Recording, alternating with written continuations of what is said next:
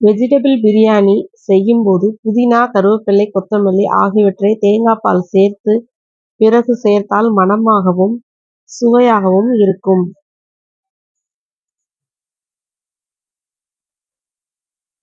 கூட்டு செய்யும்போது தேங்காய் இல்லை என்றால் காய்கறி வேகும் போது சிறிது சீரகம் சேர்த்து வெந்தவுடன் 1/2 டம்ளர் பாலில் 1 ஸ்பூன் கடலை மாவை நன்றாக கரைத்து கூட்டி சேர்த்தால் தேங்காய் சேர்த்த ருசி கிடைக்கும்.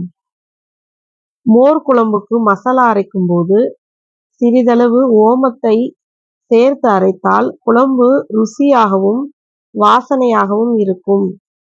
சளியும் பிடிக்காது. சாம்பார் இறக்கும் போது அதில் வறுத்து பொடித்த தனியா பொடியை தூவி இறக்கினால் வாசனை கமகமவென்று இருக்கும்.